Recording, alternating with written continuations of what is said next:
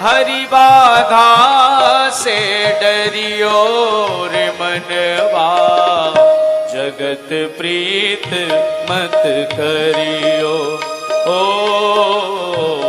जगत प्रीत मत करियो रे मनवा, जगत प्रीत मत करियो।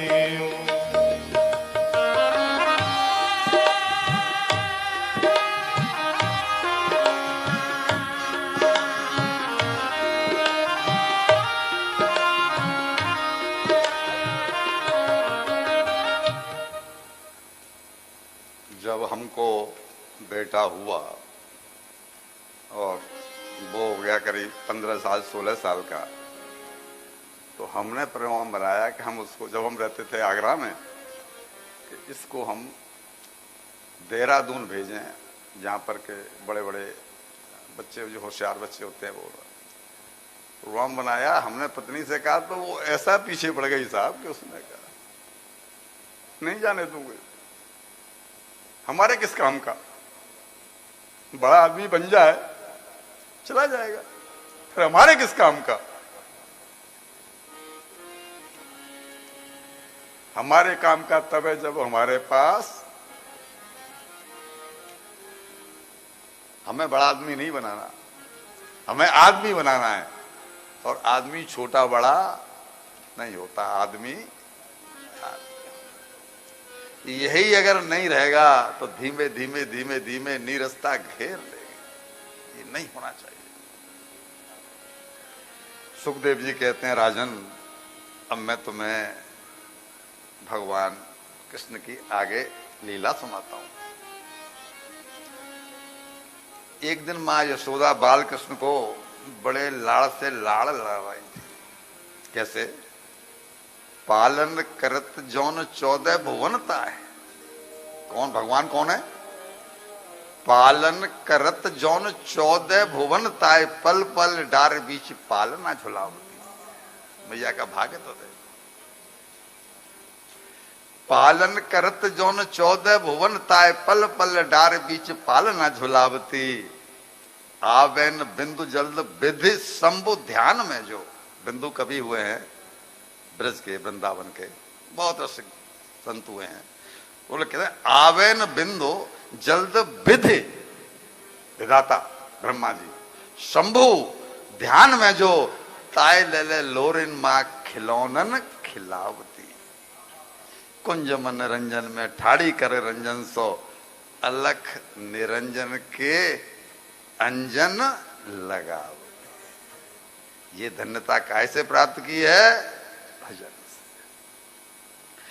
सकल जगत जा की गोद में सो आज यशोदा की गोद। ये धन्यता भजन से। यहां पर मैया जब ऐसा लाड़ लड़ा रही थी, तभी एक तृणावर्त दैत्य आया, भवंडर का रूप लेकर के। भवंडर तो समझते हैं ना, जो धूल उठती है, भंवर जैसे क्या कहते हैं, वो भवंडर कहते हैं हम। तो वो अब लाल जी ने तो देख लिया कि ये राक्षस है, मुझे उड़ाने के लिए आया है, कंस का भेजा हुआ है। कंस ने तो जब वो योग माया, जो प्रसंग कल छूट गया था, जिस कन्या को पटका था, उसने अनाउंस कर ही दिया था कि तू मुझे क्या मारेगा, तुझे मारने वाला जन्म ले चुका है। तो कंस ने ये सोच करके कि मुझे मारने वाला जन्म ले चुका है और ये जो कन्या थी, ये देवी थी, ये वो बालक नहीं है जो मुझे मारेगा, तो उसने ये आदेश दे दिया कि पिछले 10 दिनों में जितने भी बच्चे पैदा हुए हैं, पिछले 10 दिनों में जितने भी बच्चे पैदा हुए हैं, उन सबको मार दो। अब वो सब राक्षस मारने के लिए घरों से निकले हुए हैं, जो भी बालक हुआ है। तो इसका पहला ये आई थी पूतना, पूतना को भगवान ने मार दिया। दूसरी आया ये भवंडर का रूप लेकर के, भगवान ने कहा मैं हूं मां की गोद में, और ये साथ में मां को भी उड़ा ले जाएगा। फिर लीला देखिए कि भगवान ने अपना वजन इतना ज्यादा बढ़ाया इतना भारी कर लिया कि मां उनको गोदी में ले ही नहीं पाई। बोला मेरी गोदी में कोई शिला रखी है, कोई पहाड़ रखा है, क्या बात है, इतना वजन कैसे हो गया लाला भारी, लाला में इतना वजन कैसे हो गया। समझ तो आने का सवाल ही पैदा नहीं होता, तो उनकी लीला है। उन्होंने मां ने उनको जमीन में उतार दिया और यही लाल जी चाहते थे कि मां मुझे उतार दे, फिर मैं उसको मारूं। वो उतार के अपने काम में लगे, लाला खेलने लगे और जो बवंडर ने उनको उठाया और ले जाकर के जो ओढ़ा, तो उन्होंने उसका टेंटुआ पकड़ करके थोड़ा बहुत छीना जप्ती हुई और उसको मार दिया। एक दिन मैया फिर दुग्ध पान करा रही थी, तो मैया के मन में बड़ा आनंद देखने में भी आता है कि जब हमारी बेटियां, हमारी बहुएं अपने नए नवेले बालक को दूध पिलाती हैं, तो उनका मुख और लाला का मुख, तो उनके का दोनों का आमने सामने होता है, बड़ा सुख का अनुभव करती हैं। मैया भी बड़े सुख का अनुभव कर रही थी लाल जी को दूध पिलाते हुए। तो लाल जी बहुत देर तक दूध पीते रहे, बहुत देर तक पीते रहे। तो माँ को तो अंदाजा कि मेरे लाला का पेट कितना बड़ा है, कितनी जल्दी भर जाता है, कितनी देर में भरता है। तो ज्यादा देर तक पीते रहे, तो माँ को लगा कि कहीं लाला को अपच न हो जाए, कहीं लाला को अपच न हो जाए। तो इसलिए माँ को जो लाड़ था उसका, उस लाड़ से भी अपने आप जानबूझ के दूर करना पड़ा कि नहीं करना पड़ा। कल हमने जो कथा सुनाई थी उसमें मोह का प्रसंग सुनाया था ना। मोह करिए लेकिन एक सीमा। कोई मां चाहती है कि मैं अपने लाडले को दूध नहीं पिलाऊं, अरे बोलो भाई, नहीं चाहती, लेकिन मां ने क्यों अलग किया। मैं आपसे ही पूछूंगा और आपसे ही जवाब मांगूंगा और आपको ही फिर कहूंगा। क्यों कि ये काम, ये दूध पिला रही थी तो भी लाला के हित में, और दूध पिलाना बंद करना चाहती है तो भी किसके लिए, लाला के। अब कह रही है कि मैं ये ज्यादा पी लेगा तो दस्त हो जाएंगे, तो हटाना चाहते हैं।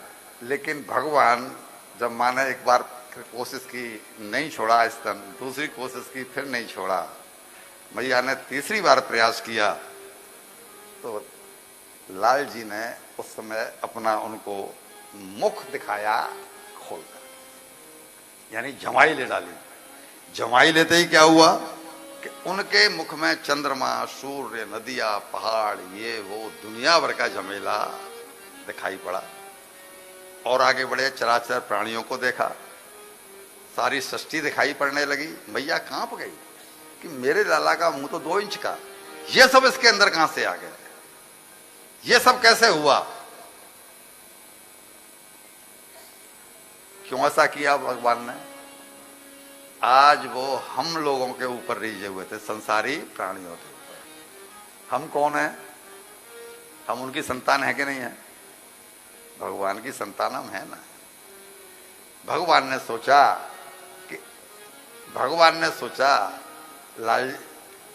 लाल जी ने क्या सोचा कि मैं अपने उदर में, मेरी में जो सकल सृष्टि है, हम सब उनकी, जिस समय प्रलय होती है तो हम कहां जाते हैं, जिस समय प्रलय होती है तो हम कालिया जी कहां जाते हैं, सब भगवान के उदर में ही समा जाते हैं। जिस समय भगवान सृष्टि करते हैं तो क्या करते हैं, एको हम भविष्यामि प्रजाये, उन्हें केवल संकल्प करना होता है और सृष्टि की उत्पत्ति हो जाती है। उनकी केवल आंख बंद कर लेने से ही सृष्टि का लय हो जाता है। भगवान को कहीं मटेरियल खरीदने के लिए नहीं जाना होगा। तो आज वही हुआ कि भगवान के सारी सृष्टि जो मेरे उदर में है, मैं चाहता हूं मैया कि तेरा दूध पी करके वो भी धन्य हो जाए। तू जो सोच रही है कि तेरा दूध मैं पी रहा हूं भैया, ऐसा नहीं है। तब सकल सृष्टि तेरा दूध पी रही है, देख ले मेरे पेट में कौन कौन है। भगवान को हमारे बिना चाहे